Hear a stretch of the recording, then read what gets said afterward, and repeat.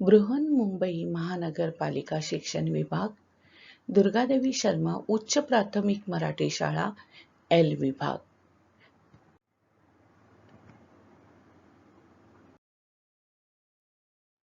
मैं रजनी अशोक कदम, आपकी virtual class teacher, इस वर्चुअल क्लास में आपका स्वागत करती हूँ।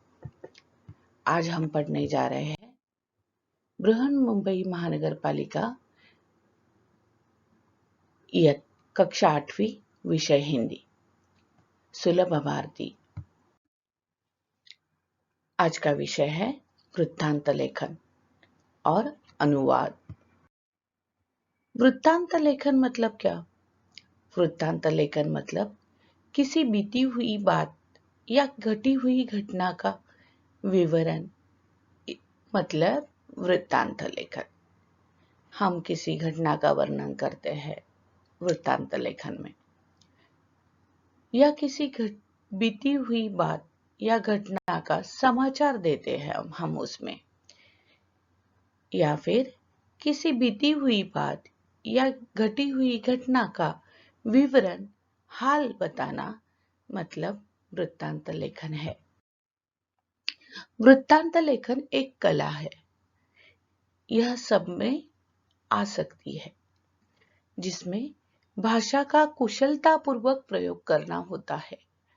यह किसी घटना, समारोह का विस्तृत वर्णन है जो किसी को जानकारी देने हेतु लिखा होता है।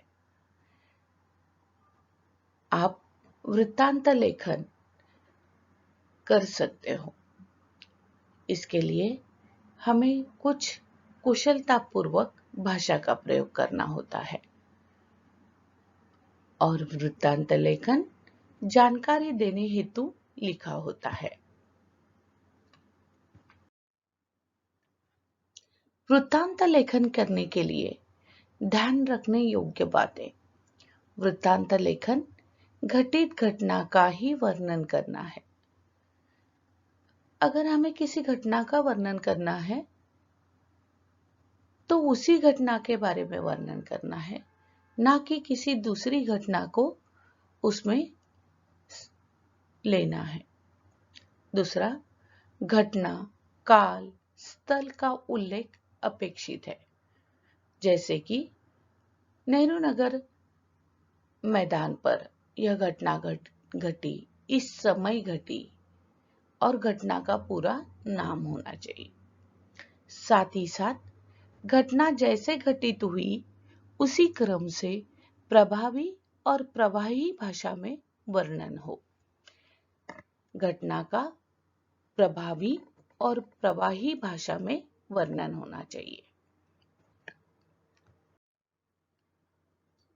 जैसे कि हम अभी एक उपयोजित लेखन कैसे करेंगे वह देखेंगे। विषय है अपने विद्यालय में आयोजित विज्ञान प्रदर्शनी के उद्घाटन समारोह का प्रमुख मुद्दों सहित वृत्तांत लेखन करो।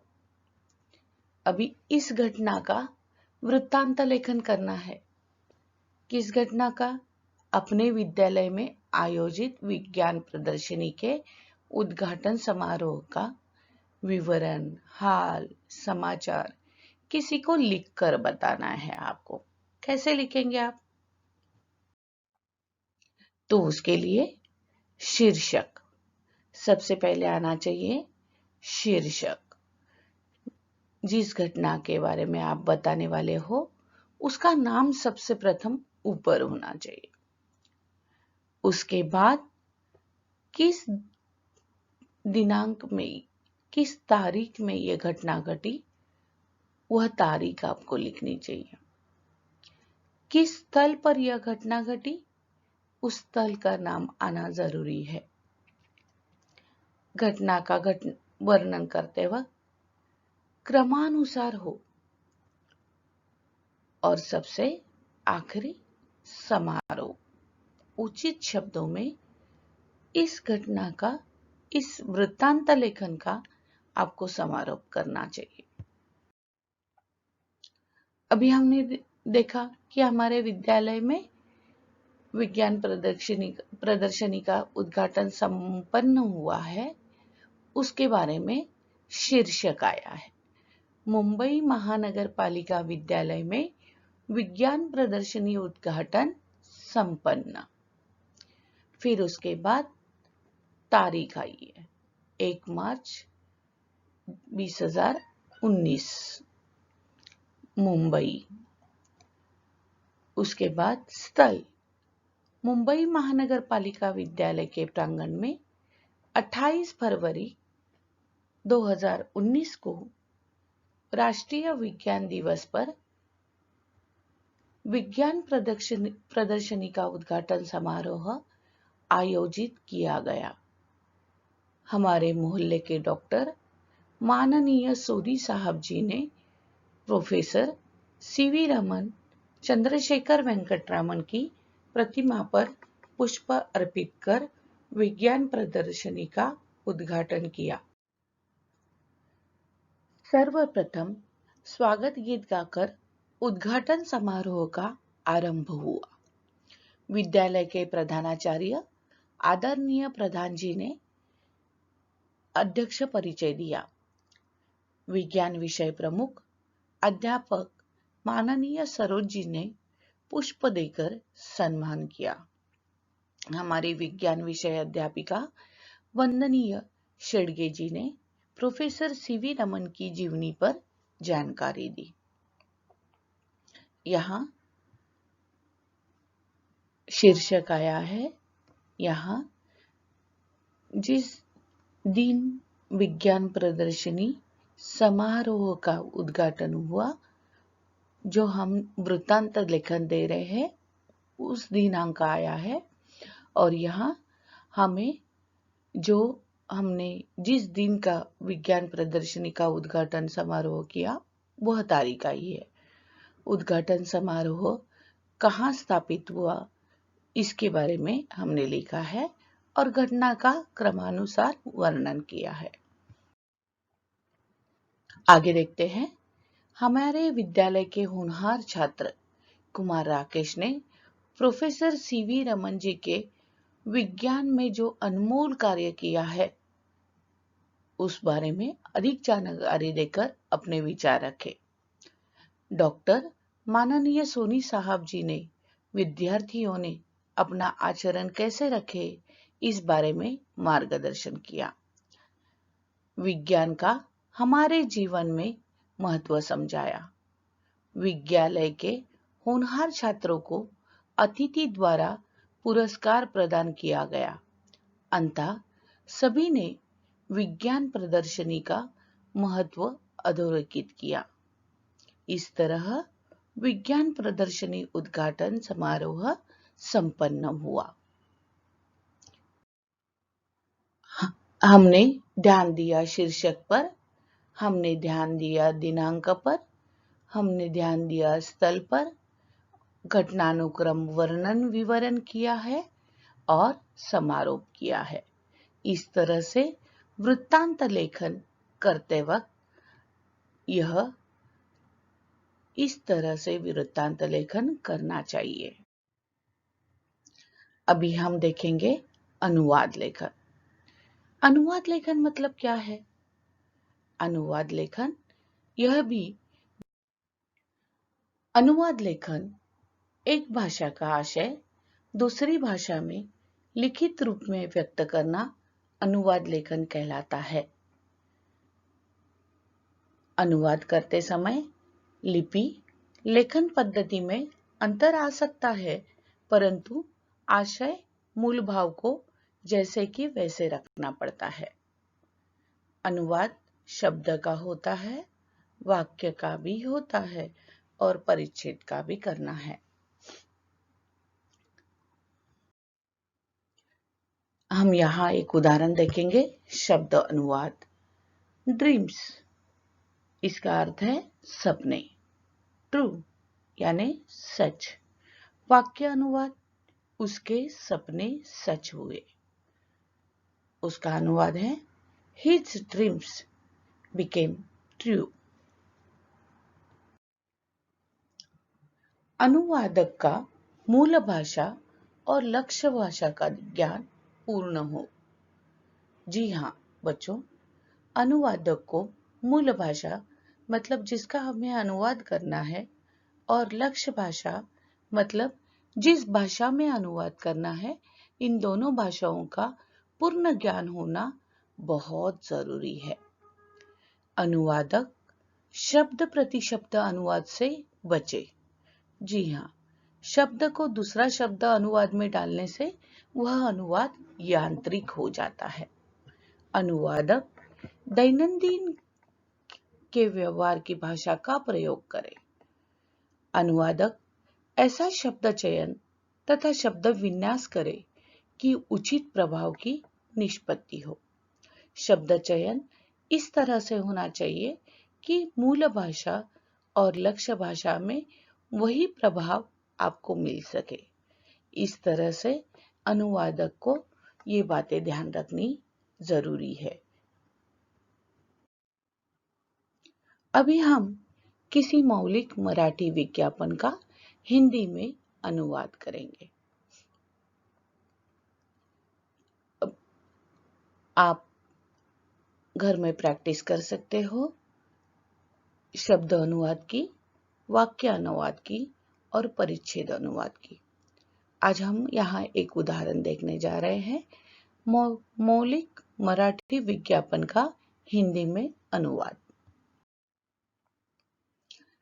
नौकरी, नेहरू नगर पब्लिक विद्यालय, टिळक रोड, कुर्ला पश्चिम, संपर्क number 7771 dash dash dash dash dash dash dash. पाहिजेत अनुभवी शिक्षक। पाहिजेत अनुभवी शिक्षक। मराठी हिंदीसाठी 1, मराठीसाठी 2, इतिहाससाठी 2. उचित प्रमाणपत्रांसह निवेदन सादर करावे. अंतिम दिनांक 25/3/2021. अनुभवी शिक्षकांना प्राधान्य दिले जाईल। अभी इस विज्ञापन का हमें हिंदी में अनुवाद करना है, तो वह देखेंगे। हिंदी के लिए हमें 1 अध्यापक चाहिए, मराठी के लिए 2 और इतिहास विषय के लिए 2। उचित दस्तावेजों के साथ आवेदन करें। अंतिम तिथि 25 मार्च 2021। अनुभवी शिक्षकों को प्राथमिकता दी जाएगी। इस तरह से हमने एक मराठी अनुवाद विज्ञापन का हिंदी विज्ञापन में अनुवाद किया है। अनुवाद आप करते रहेंगे, उसका अभ्यास करते रहेंगे, तो अपने आप अच्छा अनुवाद कर सकते हो। अभी हम और एक विषय देखेंगे, यह है गारेगार आइसक्रीम पार्लर की विज्ञापन। यहाँ वेळ सकाळी 10 ते रात्री 10. Ice cream parlour. उन्हाची काहिली सहन होईना, मग गारेगार आइस्क्रीम खाना. चाखाना. चॉकलेट, स्ट्रॉबेरी, मँगो, पाइनॲपल विविध फ्लेवर्सची थंडगार मेजवानी. बच्चे कंपनीसाठी खास सूट. आजी, आजोबा, आई बाबा, चिंकू पिंकू, जुही राधिका. फॅमिली सोबत लकी ड्रॉ. सगळ्यांचं हक्काचं द्वार. गारेगार. गारेगार पत्ता गारेगार आइसक्रीम पार्लर, शीतल कंपाउंड, नागपुर। अभी इस विज्ञापन को हमें हिंदी में अनुवादित करना है, तो आपको ये मैं स्वाध्याय दे रही हूँ। कुछ मैं करके बताऊंगी, कुछ आपको करने के लिए बोलूंगी। इस समय सुबह 10 से रात 10 बजे तक। फैमिली पैक के साथ लकी ड्रॉ। अभी यहाँ जो है वह आपको पूरा करना है, और किस तरह से आप अनुवादित करते हो वह मुझे लिखकर बताना है। अपनी अध्यापिका से या अध्यापक जी से सही करवा लेना है। उसके आगे देखेंगे अनुवादक। एक अच्छा अनुवादक वह है जो स्रोत भाषा मतलब जिससे अनुवाद करना है के लिखित एवं वाचिक दोनों रूपों का अच्छा ज्ञाता हो। लिखित में यानी लिखते समय कौन से नियम है, किस नियम का पालन करना चाहिए, यह ध्यान रखें। और वाचिक मतलब बोलते समय किस तरह से बोलना चाहिए, जैसे विज्ञान मराठी में ज्ञा, ज्ञ को हिंदी में ज्ञ कहा जाता है। तो वाचिक दोनों रूपों का अच्छा ज्ञाता हो, उसे सारी बातें ज्ञात होनी चाहिए, तो वो प्रभावी अनुवादक हो सकता है। तो जो भी अनुवाद होता है वो प्रभावित करने वाला होता है। मूल भाषा और लक्ष्य भाषा दोनों में वह एक ही प्रभाव पा सकता है। लक्ष्य भाषा जिसमें अनुवाद करना है लिखित रूप का अच्छा ज्ञाता हो। यह नहीं कि मूल भाषा उसको अच्छी तरह से ज्ञात हो, बल्कि जिस भाषा में अनुवादित होना है वह भाषा भी उन्हें अच्छी तरह से ज्ञात होनी चाहिए। लिखित एवं वाचिक दोनों ही। पाठ जिस विषय या टॉपिक का है उसकी जानकारी रखता हो। जी हाँ, अनुवादक को एक अच्छा अनुवादक तभी साबित हो सकता है जब वह उस विषय की अच्छी जानकारी रखता हो, सखोल ज्ञान रखता हो, उसे उस विषय के बारे में जानकारी होगी तो ही प्रभावित करने वाला अनुवाद हो सकता है उनसे। हम फिर से एक बार देखेंगे। एक अच्छा अनुवादक वह है जो स्रोत भाषा यानी जिसमें अनुवाद करना है के लिखित एवं वाचिक दोनों रूपों का अच्छा ज्ञाता हो। दूसरा, लक्ष्य भाषा मतलब जिसमें अनुवाद करना है के लिखित रूप का अच्छा ज्ञाता हो। तीसरा है पाठ जिस विषय या टॉपिक का है उसकी जानकारी रखता हो। आज हमने हिंदी विषय सुलभ भारती में देखा कि अनुवाद कैसे करना चाहिए, वृत्तांत लेखन कैसे करना चाहिए, अनुवाद करते समय कौन कौन से विषयों का ध्यान रखना जरूरी है,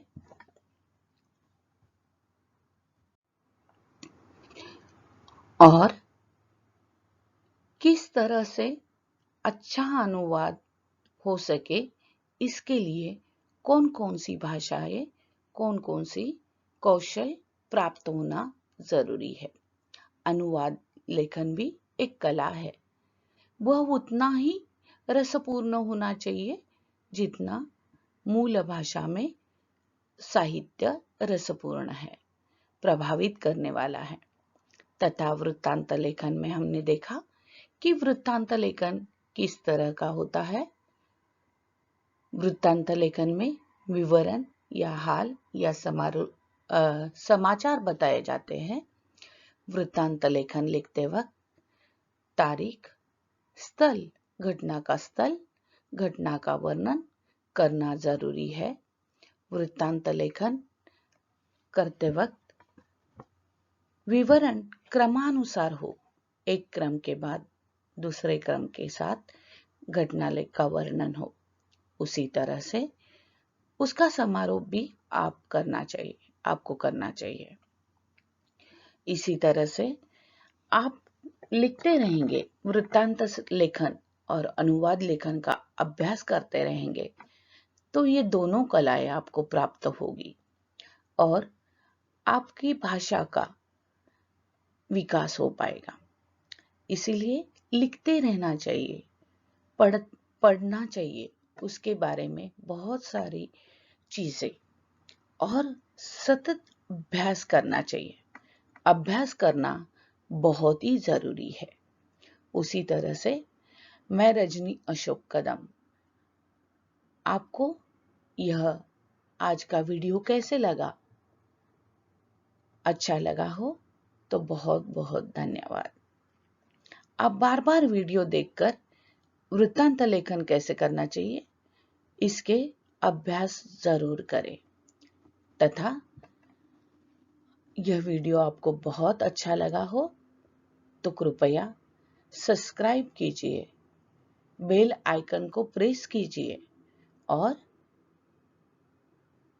देखते रहिए बीएमसी एजुकेशन चैनल। बहुत बहुत धन्यवाद इस वर्चुअल क्लासरूम में आपने ये वीडियो देखने के लिए। बहुत बहुत धन्यवाद।